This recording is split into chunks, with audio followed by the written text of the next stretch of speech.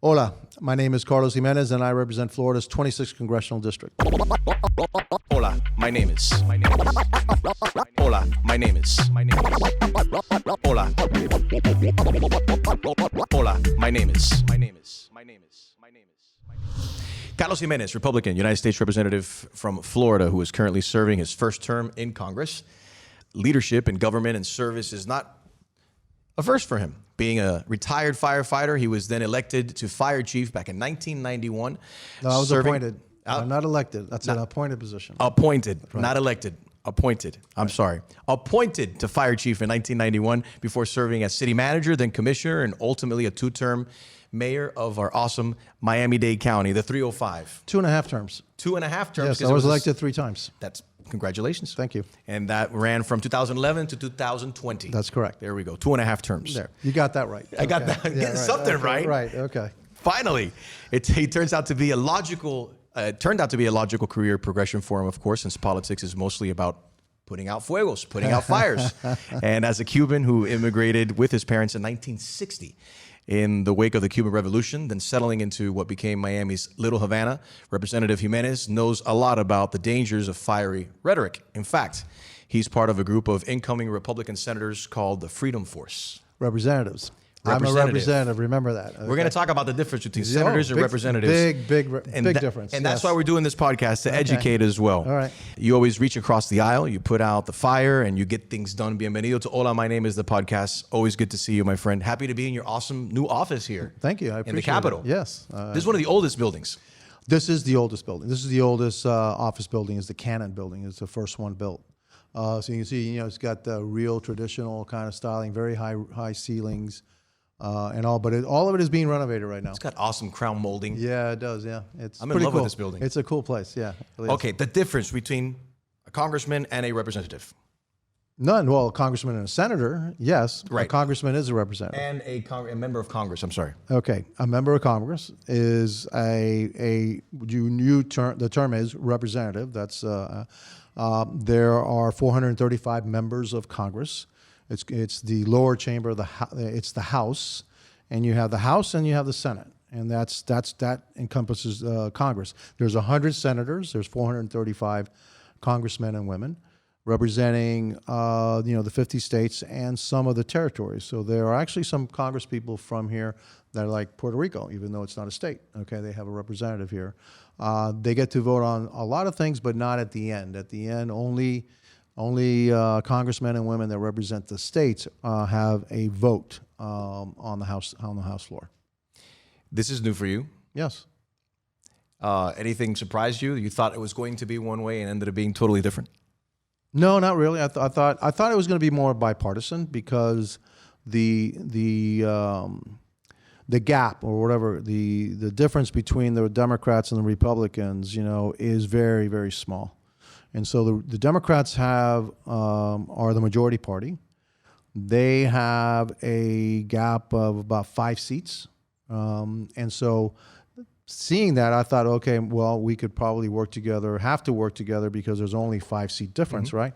But what surprised me is now the Democrats have been very, very unified, have not broken rank, and have really passed for me, some radical stuff that I thought would never pass. And so that's the one thing that's surprising to me. But outside of that, not much surprised me about, what goes on here, how it happens.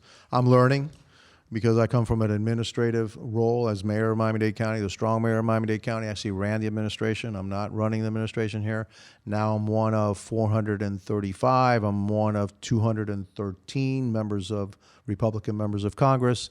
There's committee structures. The way things are done here.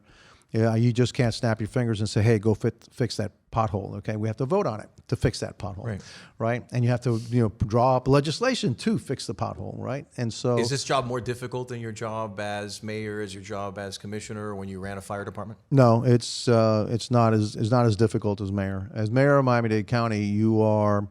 First of all, I represent 3 million people. I only represent 800,000 as a representative. Is it different? Is it a different league? Yeah, I'm in a much different league. We're talking about, the areas that we talk about are countrywide, right?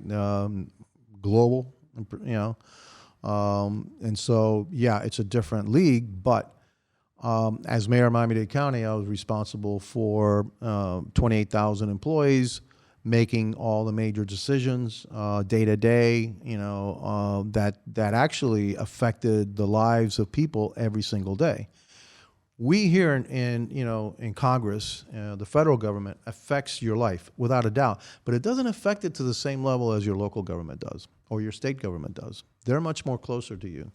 But we, our effects are nationwide and globally.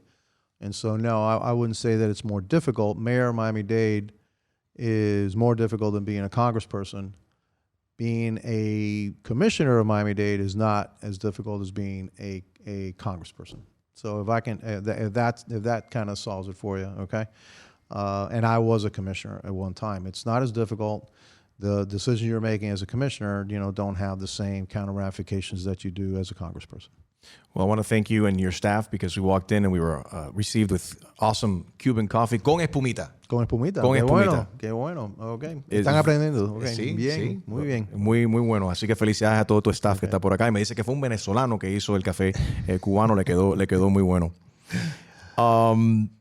Has the reaction from fellow congressmen surprised you when it comes to what's happening currently in Cuba? You were born in Cuba. You are from South Florida. You know the struggles of the Cuban people. And after, el 11 de julio, and now we're currently in 15 de noviembre, and we know that Cubans were once again terrorized and they weren't allowed to come out and speak their mind, and más represión que nunca. Does it surprise you that more people aren't tied into what's going on to our neighbors to the south in Cuba and the suffering of the Cuban people?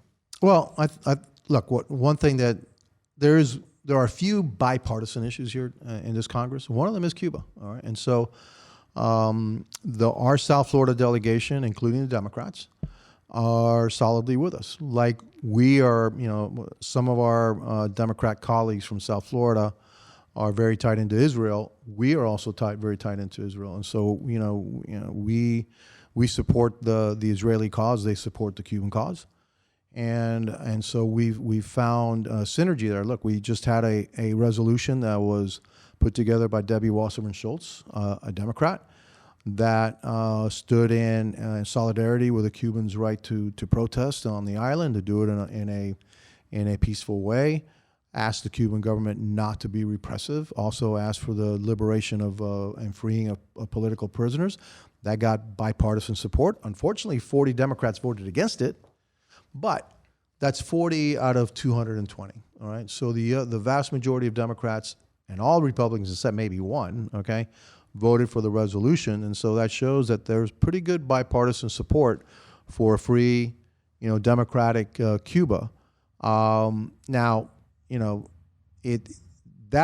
is pleasant, and I think that's something that's the right thing to do. But if you're asking me, is there any surprises here? It's pretty partisan. It's pretty partisan, and so it's more partisan than I thought it would be. And again, even with only a 5-seat majority, you'd figure that you'd have to work more across the aisle. But I found it very, very partisan in that most Republican amendments to bills are rejected. And then basically the majority rules. The majority rules here, the majority rules. And it's unfortunate. We should have more give and take, but that's not the case right now. What can we as a country and what should we as a country be doing more to help the Cuban people attain their freedom? Well, I mean, everybody's asked for, we know we have the technology, everybody's asked for a way to break through this, internet silence that every once in a while they shut it down or they limit access to certain sites, et cetera. And we have the technology to break through that. So we've asked, on numerous occasions, the Biden administration to utilize that technology so the Cuban people inside the island can communicate with themselves, but more importantly, also communicate with the outside world. And they're not asking for remittances, they're not asking for food, they're not asking for vaccine, they're asking for liberty, they're asking for freedom. And so the more images of repression, et cetera, go out, all right? You know, I think the myth that somehow this is a romantic revolution, that somehow the people of Cuba are with this revolution has been broken, especially by the young and the artists, you know, and the movement that's going on there. And so more and more foreign countries are saying, oh, wait a minute, wait a minute, there is repression there. You know, the people really want freedom and liberty. And it's not this, you know, Cuban mafia, okay, that's telling this, right? That's good, and that gives me hope. You know, it gives me hope for the future. And once the Cuban people, and this is easier said than done, all right? Once the Cuban people then lose their fear of the regime, then the regime will come. They still have it, and the Cuban, you know, regime still, you know, incorporates, you know, brutal tactics in order to instill that fear, to reinstill that fear, so that, you know, they basically keep a lid on this genie. If the United States has a capability to help the Cuban people through you know, supplying internet, we obviously have the technology to do so. It's part of, the president said at one point as well that he agreed with that. Why is that taking so long, in your opinion? Well, I think, well, because you're surrounded by people that are sympathetic to the Cuban regime, people that have taken groups of people to Cuba, all right, to show them, you know, the good parts of the revolution, et cetera. And so it's ideology. And so the president has surrounded himself in the State Department and the security services, et cetera, with people that are somewhat sympathetic to the Cuban regime. And so they do have the technology. They're going to give us lip service. They're going to say the right things. Remember, what I've always said about this president and this administration is never listen to what he says. Only look at what he does, all right? And this president may say the right things, but never does the right things. And so he is, you know, historically been on the wrong side of history. And unfortunately, I don't think that's going to change. He's going to say the right things. Oh, I'm going to do this. I want to bring back the country together. And yet he's probably split this country even more than we had before, okay? So he hasn't done anything to unify the country. In essence, he's actually grown this rift between right and left further and further apart because of the policies that he's wanted to instill, which are, for me, you know, going further and further left, bringing this country further and further to, you know, some kind of a, you know, socialist, you know, society, which I am vehemently against, and I will fight it to my last breath. 13 U.S. presidents have come and gone since Fidel Castro secuestró a Cuba back in 1959, and the regime is still there. How do you envision that if a Republican were in the White House currently, things would be different for Cuba? I think you see more pressure on our allies that somehow help the regime, and we need to continue this pressure. Look, calls for military intervention. I don't think we're going to have military intervention. All right, obviously that would solve the whole thing, but we're not. It's not going to. That's not practical. That's not practical. Real it's not going to happen. And anybody says, "Oh, I'm calling for military intervention," because of the allies that Cuba has. Right. That's not going to happen. All right, but. Political pressure, economic pressure, continuing the economic pressure, allowing the Cuban people to communicate with themselves, using our technology to make sure that, you know, because I believe at the end it has to come from inside the island, all right? Now, I see signs of that, you know, forming, especially with the young people, that even people that were brought up, indoctrinated in the system are rejecting the system. And when you have that, then I think that's the beginning of the end. And show them that we would support them, that we're behind them, you know, and that for the regime it doesn't pay to continue, you know, on this path. And so, will it happen tomorrow? I don't know. It could happen tomorrow. Tomorrow it could be all spontaneous. Remember what happened in the Soviet Union and Eastern Europe? You know, nobody knew that it was going to happen, right? You know, Reagan said, "Tear down the wall." The conditions were right, and then the people rose up, and millions of people rose up. And then the security apparatus couldn't deal with millions of people at the same time, calling for change, and all collapsed. So it's going to be something like that, where millions of people just rise up and say enough, okay? And then the security apparatus says, well, I think I better go to this side now, because this is the beginning of the end for us. I think when that happens, but it's got to be organic inside. Something from within. From within. It has to be within, with the support of the United States and the rest of the world, that, yeah, we don't recognize that government anymore. You're in a legitimate government, and continuing the pressure, economic pressure and political pressure to help that revolt that needs to happen from inside.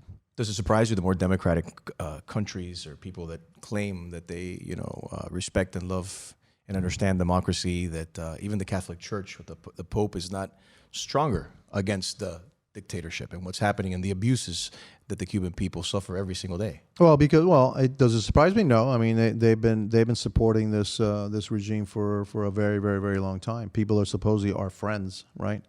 Have been in there. But what I see, there are signs that some of our friends are saying, "Wait a minute, hey, this isn't just anti-American, okay?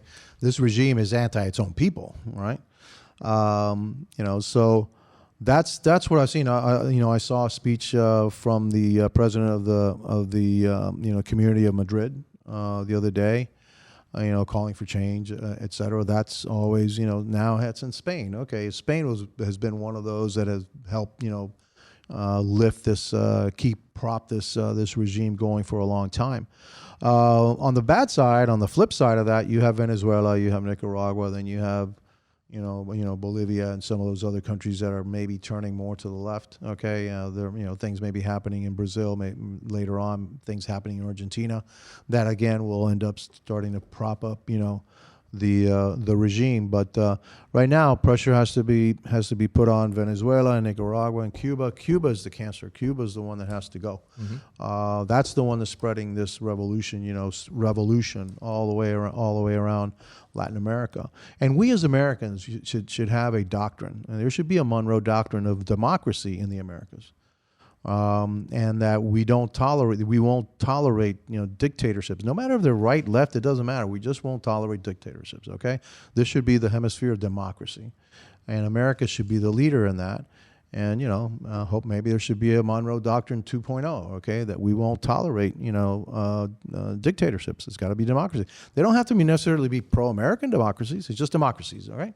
And then, I think things will have a way of working out. But it's I do see signs of it on some of our allies seeing the truth, finally realizing what the truth is in Cuba, especially since those demonstrations that happened, and then the repression that the world has seen. That's why it's so important to reestablish communications and internet so that the world can see what's happening in Cuba, and that this rosy picture that the Castro Diaz-Canel clan shows the rest of the world, that they're revolutionaries and they're for the people, and look at the literacy that this idiot, Senator Bernie Sanders says, they're more literate. Like we were in the Stone Ages back in 1959, okay? The greatness of this revolution. Yeah, okay, they can all read, and they can all be, but they're all equal. Yeah, they're all equally miserable, all right? Because that's all that communism and socialism brings to you. Let's focus back on the States for a minute. You mentioned a little while ago about the divide that we currently have in the country, and it's downright scary that things have gotten, to the point where we don't agree to disagree. Now it's just who screams the loudest. Yeah. And I think it goes for both parties, right? The radical right and the radical left. My opinion, Trump on the far right and AOC's on the far left. And where are the moderates? Where are the, I grew up and my dad always told me, este país es el mejor país del mundo, and I totally agree with him. And I was born here thanks to the fact that this country opened its arms to my parents and my grandparents. My dad always says, this country has always done well when it's governed down the middle, not too far to the right, not too far to the left. But now the loudest voices are the most radical ones, are the ones that have taken over the conversation, and the people in the middle, the moderate voices, are kind of silenced out. Does that worry you? Yeah, sure, but I think the country is a center-right country. I don't think it's a center country. I think it's a center-right country, and that. We've splintered off, and look, in my party, we have a far right segment, and in the Democrat Party, definitely a far left segment, all right? Which I came here with the full intention of being bipartisan, all right? But I've seen the other party now has been taken over by this element, okay? And I will fight it tooth and nail. I will not sit by idly by and say, yeah, I can go ahead and give a little bit, give a little bit, because before you know it, I'm there, okay, and I'm not, all right, and so I came here with the full intention of being bipartisan. I'm probably one of the most bipartisan members of Congress when you look at my voting record, but I will not vote for certain things just to get along. You have to fight for your principles. You have to say no. You have to plant a flag and say, this is as far as I go, and this is what I believe in, and you have to fight for the principles that you believe in. They're fighting for the principles they believe in, okay? And I am adamantly against a lot of the things that they want to do because I know where that ends up. You know, this whole woke atmosphere that you got to be politically correct. We can't even laugh at each other anymore or laugh with each other anymore because you're going to be destroyed. You know, it's going way, way too far. And I've seen this before, and I think, you know, your parents saw it, okay, where you can't say something and you can't express your opinion and you better do this and you better do that or else somebody's going to destroy you. We have to fight back against it with all of our hearts because we have to get back to the America that I came here for, which is free speech. If you don't like what somebody said, well, you didn't like what somebody said. What can I tell you? You express your opinion, you express your opinion. You don't try to destroy somebody because they have a different opinion than you. And this is what I'm seeing, man, that people It's not the America that I grew up in, the America that I've grown to right. But love. Now you can't say anything about anything, or you can't express your opinion and then try to shut you up. And I know what that's about. You know, where does that come from? Oh, that comes from that whole cancel culture as well. That cancel culture is very dangerous. That's a lot of harm. Oh, I think it's extremely dangerous. Extremely dangerous. All right, that you can't speak your mind and you're afraid to speak your mind. That's not America. Okay, that's not America. Not the America I came to, and that's certainly not the America I want my children or grandchildren to live in. They should be able to speak their mind, however they want. And it shouldn't cost them their job or this or that or their career or whatever because somebody said one wrong thing 50 years ago, okay? Hey, you know, we're all human, all right? And so, you know, and then it's somebody can say one thing and as long as it's okay because it's woke, right? But it's just as racist or whatever as ever as somebody from the right, and then you get destroyed. The right person gets destroyed. The left person, no, well, you know, we can live with that. No. I will fight for that person's right to say that, right or left. I may not like it, but I'll fight for that person's right to say it. And that's America. That's true America. And then you go to a college when somebody can't speak on campus because a bunch of students say, no, you don't want to hear it. Well, if you don't want to hear it, don't hear it. All right? But you know, you're not my police. That policing my right to hear whatever I want to hear. And at the end of the day, I have to figure out whether I agree with it or don't agree with it. I'm in favor of it or against it. That's America, all right? And debate is good. Debate on everything is good. And that we determine what we believe in, not you determining what I'm going to listen to, what I can listen to and what I can't listen to, all right? That's the America I grew up in. All right, and that's the America that my children and my grandchildren should grow up in, not having somebody out there censoring what I can hear or not. Now, do I want, you know, is all speech, right? No, look, obviously you can't say fire in the middle of a theater and cause a storm and people die, right? Okay. We need to be responsible with have to be responsible with our speech and what we say and how we express ourselves. But who is as well. the arbiter of truth here, right? So, I'll give you an example. The Hunter Biden laptop story came out just before the election. And then you had 64 or whatever intelligence officers say, well, it's probably Russian propaganda, blah, blah, blah, blah, blah. And then Twitter and everybody else starts shutting down the story about this laptop. It turned out to be true. So who's the arbiter of this truth meter, all right? At the end, you and I have to be the arbiter of truth meter, okay? I have to determine what I think is right. You have to determine what to think is right. That's what America is, okay? Within bounds, obviously. I'm not saying unfettered. Well, where are those bounds, though, right? When people, not just in America, people in the world these days pick and choose what they think is right. A lot of people have chosen to ignore science, chose to ignore facts, create their own facts of what they feel is. But it's your right. It's not an opinion. It's your right to ignore what you want to ignore. Okay, it is your right. Okay. Yes, but it is our responsibility, I think, as well. At least the way I look at it as a broadcaster, right? That if the wall is blue, I can't come out unless I'm colorblind and I don't see it, I Right. see it a different color.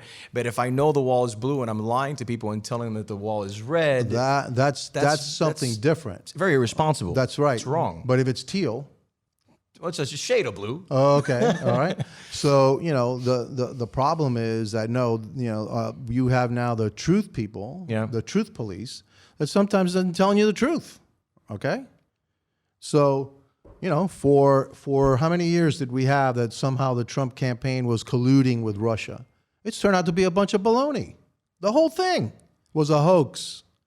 And yet you had reputable news organizations, CNN, MSNBC, the New York Times, the Washington Post, all of them saying all this Russian collusion stuff. It turned out to be fabricated by the Democrat Party and Hillary Clinton. The whole thing. Where's the retraction? Now that they turned out, hey, all that was baloney, right? Where is that? Where is it? And yet, no, this is the truth. This is true. It turned out to be all false. So the people are supposed to protect us, all right? They've been corrupted. They've been corrupted by ideology, all right? And so we need to get back to a press which is a real press, which is a free press, all right, with free thought, and a press that will give you who, what, when, where, how, and not interject all of their opinions into how their stories are written, even though everybody's human and you're going to interject your own opinion how a story is written. But what happened there? So supposedly, the arbiters of truth, the ones that are supposed to give us the facts, et cetera, failed us for 4 years. For 4 years, okay? So now when people say, hey, I may not believe this, all right, it's their own doing. Right. It's their own doing, all right? And so you have to be real careful. I mean, for me, I'd rather listen. I read a certain, there's a website that I read that has articles from the left and from the right, okay? And then I determine what I believe. These are opinion articles. These are articles, some of them are opinions, some of them are written, these are opinion articles from the left and from the right. It's, you get one from the right, you get one from the left, you get one from the right, from the left. And then, nobody's censoring that. I read it, I read the right, I read the left, then I determine what I think, makes sense to me, all right? And that's the America I grew up in, right? And so, that's where I stand on this, and that's, unfortunately, we've gotten to this polarizing place. Yeah. And we need to somehow come back to the middle, because most Americans are in the middle. I think most Americans are in the middle and a little bit to the right, center right. I think that's where they're at. You accept the results of our last presidential elections? Yes, I do. You don't think there was any type of fraud? You don't think that there was No, what I do think interference? what I do think has happened is that there was some changes in election law that should not have been allowed, because the state legislators are the ones that are supposed to make those changes, and it's not up to bureaucrats to make those changes. That's why I voted against certifying, Arizona and Pennsylvania, okay? Because there were bureaucrats that made changes to election law, and they're not supposed to, because the Constitution says... And that happened just prior to the election? That happened prior to the election, that's right, okay? And they used COVID as the vehicle. COVID-19 was used as the vehicle to change this election law, and so that's why I voted against certifying Arizona and Pennsylvania. Now, mind you, even voting against Arizona and Pennsylvania would not have changed the outcome of the election, all right? Unlike what happened in 2005. When 31 Democrats, and a whole bunch, about 100 of them, actually either voted against or abstained from certifying Ohio. Had the results of Ohio been changed, then George Bush would not have been president. So nobody talks about that, okay? So it was okay back in 2005 for a bunch of Democrats to challenge the results of Ohio, and a whole bunch of them did, either by voting no. 31 voted not to, and another 80 or so voted to abstain, all right? But somehow, hey, for us voting on two states that wouldn't have changed the results of the election, oh my God, that's horrible, horrible, horrible. I voted my conscience. Look, there were things there. This is what the Constitution says. You shouldn't have done that, okay? Now, have I ever said that that Joe Biden's not the president of the United States? Nope. I said no. He's as far as I'm concerned, he's my president, and that's the results of the election. As far as I know right now, yep, that's the results of the elections, and we need to move on. Whatever happens, we need to move on anyway. All right, and if not, what do we risk? How much damage do we do as Americans to each other, or when people don't accept the results of the election? We do a great deal of damage, but also remember this, okay? Back in 2016, okay, people were trying to delegitimize the election of President Trump by saying that he was in cahoots with the Russians, which turned out to be a big hoax, which was perpetrated by who? Who? You're looking at me with a blank face. You don't have the answer to that one yet? I'm not sure. There's a lot of people that repeat that. So who is actually responsible for that? Well, yeah, I think you need to look at the people that have been indicted, okay, of the Durham report or the Durham investigation, who's been indicted and what they have said and who really was involved in that, all right? And so, you know, that needs to stop. It needs to stop on both sides, all right?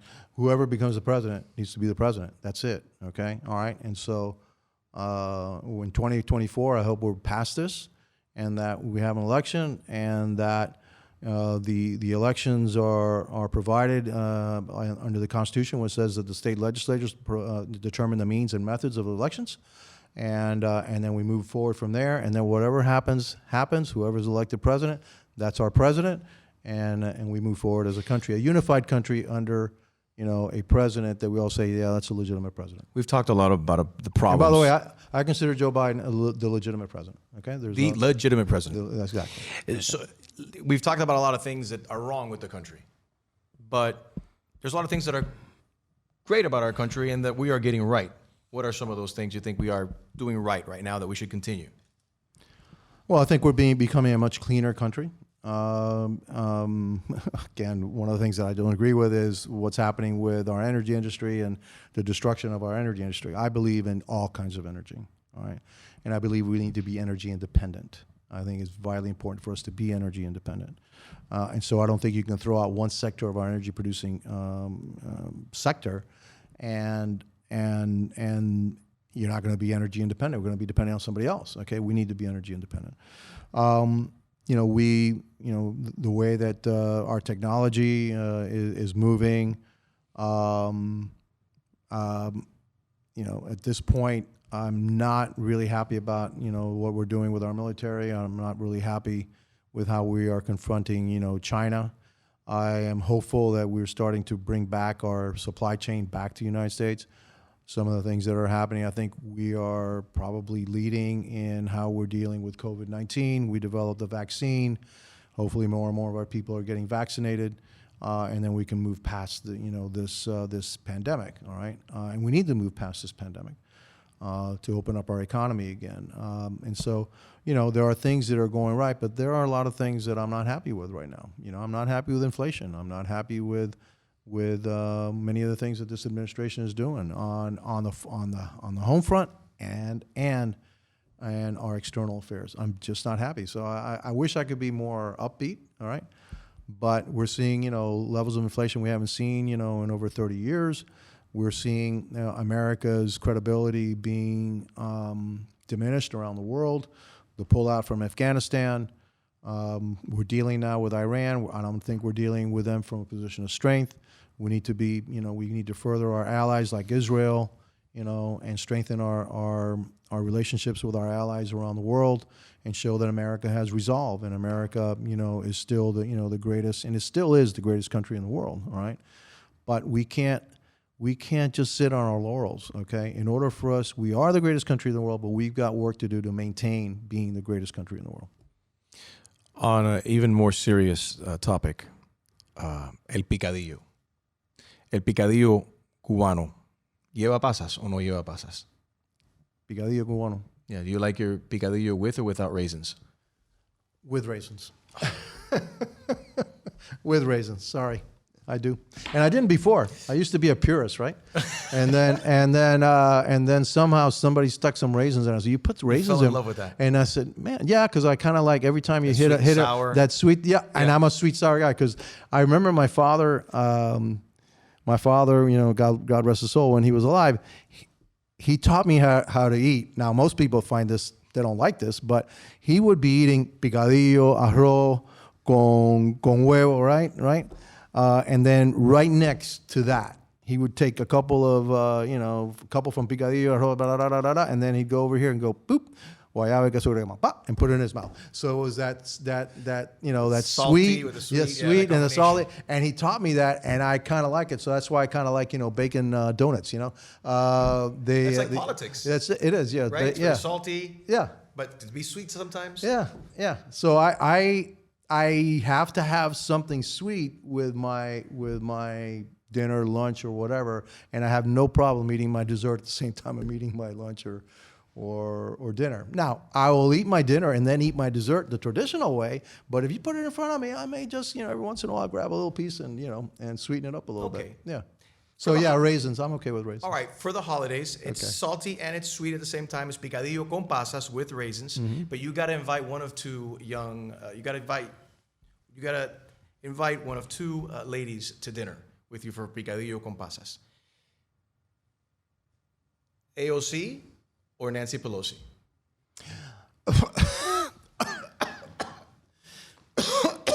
You okay? You know what? I'm going to ask my wife, okay? And then she's going to tell me. She'll decide for you. Oh, yeah, she'll decide because then I want to see that battle, okay? I Who want do to you think see. she would pick? I think she'd pick Pelosi. Pelosi. Yeah, and then I want to see that battle. Yeah, I want to see. I'll just stand back and watch, okay? Because it's going to be classic, But she'll take them. She'll take them both on at the same time. Okay. Yeah. So I mean, my wife, hell, I mean, gee, she ought to be here sitting instead of me. So yeah, I'll ask her, hey, which one do you want to go? Go toe to toe with, and then I think she'll say Pelosi, but maybe not. Maybe she'd want to go toe to toe with AOC because I'm not going to go toe to toe. I'm just going to watch them battle it out. Yeah. And I got my money's on my wife. How much of work do you bring home? These conversations, you bounce them off people. Or you try to leave. I'm pretty good at compartmentalizing. Okay. You have to be. I have to be. Type of work that you do. When I go home, I go home. Now, does work follow me? Sure, work follow me. Work follow me when I was mayor and all. But so. It's interesting that my wife is the one that kind of brings things up. I mean, like, right, when I go home, I want to go home, right? She's the one, hey, what about this? And hey, what about that?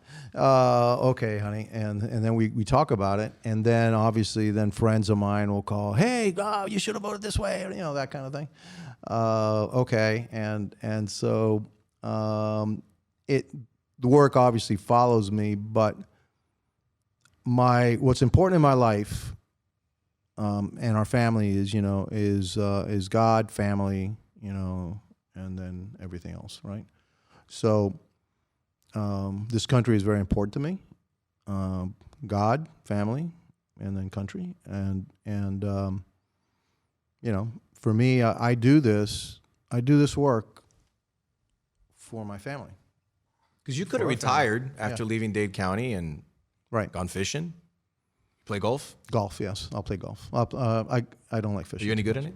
Any good at golf? I'm a pretty good golfer. Yeah, I'm a pretty good golfer. I'm a shitty golfer. Yeah, well, you have to come out. Let's see how you. That'd be cool. Let's see how you do. Help me with my swing. Oh, absolutely. Yeah. You could have retired, taken some time off, but you decided to continue your service. Yeah. That was important for you. Yeah, it was. I mean, I wasn't going to retire. I don't feel like retiring. I don't want to retire. I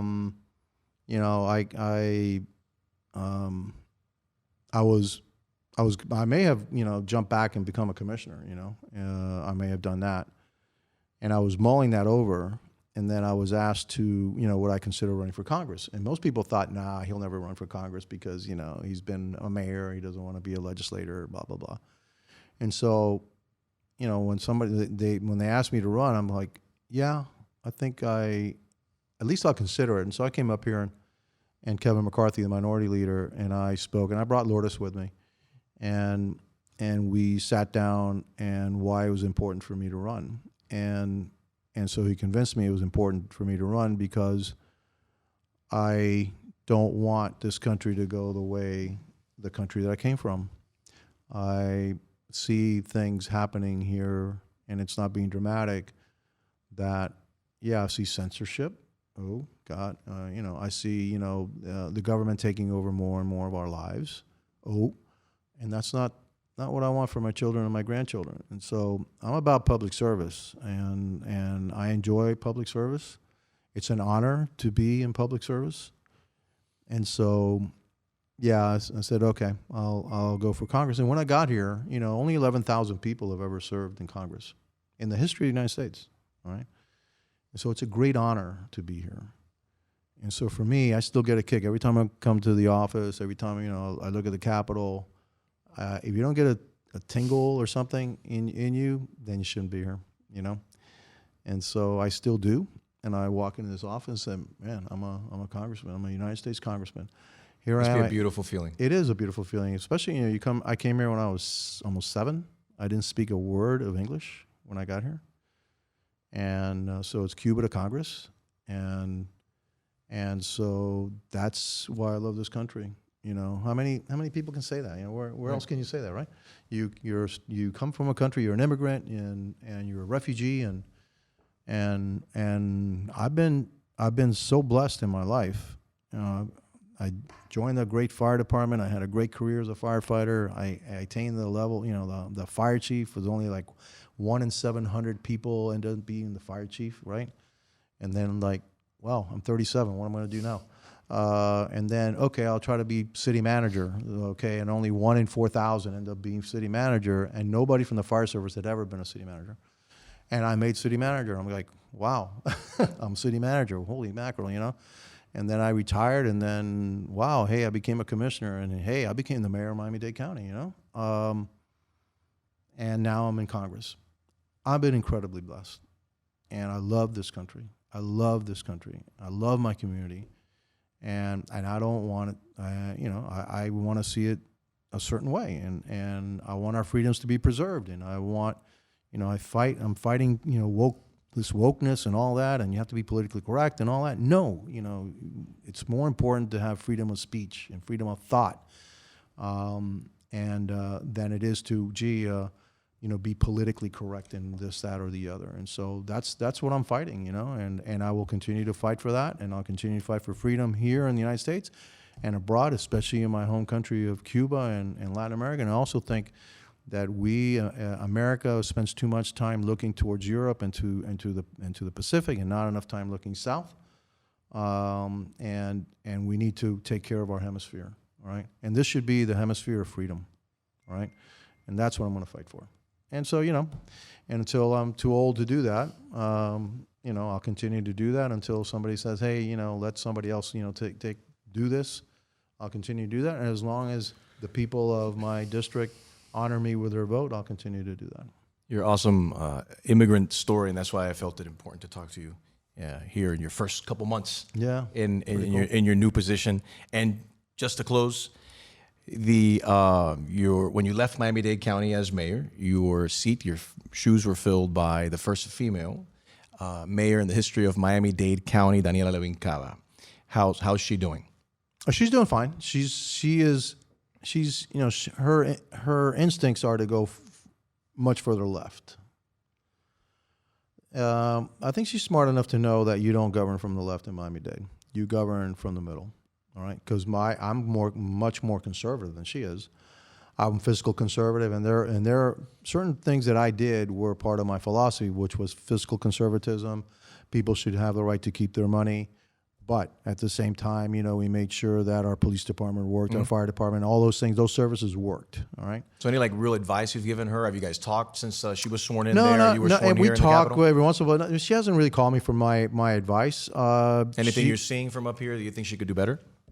At this point, I think she hired some pretty good people, and she kept a lot of the people that I had, which were really good people. And so, we'll see. It takes a while for you to kind of put your imprint on the county, because it's like a big aircraft carrier. And so we'll see. So it takes a while when even if you say, gee, I want to go toward port. It takes a while to turn things around. It takes a while for that aircraft carrier to start turning to port. Port's to the left, by the way.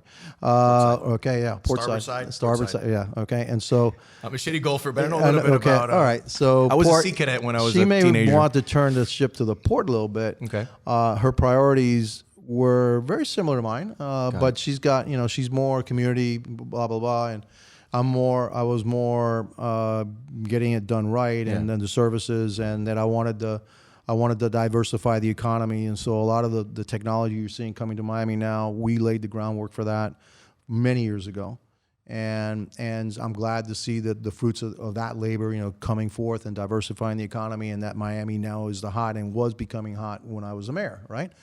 And so those things are good, and she's continuing that. She's more on the social services side, those kind of things. I didn't ignore them, but she's more focused in on that. She's more a community organizer. I was more of an administrator, right? A political, but administrator. So I wanted to run a really tight ship. You got your money's worth. Everything ran well. I had a certain philosophy. We had demonstrations, et cetera. No, you were going to protect your right to demonstrate, but you're not going to destroy stuff and burn things down. And burn things down. You saw it. None of that happened. Okay, all right. And so hopefully she doesn't have that kind of a test. I thought she did okay. She did fine on Surfside, helping the families again, and then allowed those professionals that knew how to run the operation to run the operation. That's one of the things that you have to tip your hat is you got to know what you know. You got to know what you don't know. All right. So the things that you know, go ahead and run them. The things that you don't know, let somebody else run them. But pick good people that are strong in what you're weak in, right? And so, I think she's got good people. So so far so good. I'll give her a passing grade, even though she's on the other political spectrum than I am. So yeah. That was hard for me to say too, by the way. Okay. So no, it's not. Yeah, you always spoke in your mind. Yeah. Whether she's people are done going to like it or fine. not, you've always spoken your mind. She's done fine, but we are definitely on different political spectrums. Yeah, but she's done fine. Yeah. If we added her to the three, to the Picadillo dinner, AOC, Pelosi, or Cava? Who would my wife want? No, who would you go to dinner with, if your wife okayed it? Oh, just me? Yeah. Okay, I'll take Levine Cava any day. Yeah, because we're both mayors, so we can talk about joint experiences and all that. I have nothing in common with AOC, and I have very little in common with Nancy Pelosi. I think she's very effective. You have to tip your hat. Effective, in guiding us in the wrong direction, but she's effective. That means she gathers all her cats and puts them all together, and they all vote, together. So she's an effective Speaker of the House for her party. Not so sure she's that effective for the country. A Speaker, I think, should be more inclusive and should be governing more from the middle. She does. She hasn't. She doesn't. That's not her. And so, is she effective? Yep. But we have very, very little in common, and I don't think I may have said hello to her once. Okay, we don't really cross paths. So, yeah, dinner. I'll have dinner with Cava, but maybe my wife would probably want to have dinner with Nancy. I'm envisioning you like Nancy Pelosi walking by and you holding your leg out, like tripping her. No, I don't. Kidding, No. I'm a gentleman. No, I wouldn't. You sure are. I'm a gentleman. I'm kidding. I would never ever do that. But I do not like the direction she's taking us. Thank you for everything you've done for the residents of Miami-Dade County. Thank you for representing us in such a dignified way, and thank you for all the work that you're doing here for the residents of your district and our awesome state of Florida. Thank you for your time. Thank you. Appreciate it, man. All right. Thank you. Enrique. Hola, my name is. Hola, my name is.